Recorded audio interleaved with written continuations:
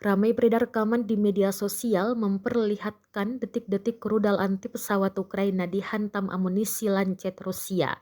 Rekamannya beredar di Telegram pada Selasa, 18 April 2023. Dalam keterangan unggahan disebutkan sistem rudal anti pesawat BUK Ukraina yang dirancang untuk memerangi target aerodinamis yang bermanuver tak berdaya di depan pesawat tak berawak Batalion Kaskat DPR.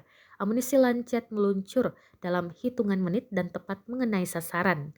Drone juga merekam ledakan dahsyat yang terjadi pada BUK Ukraina.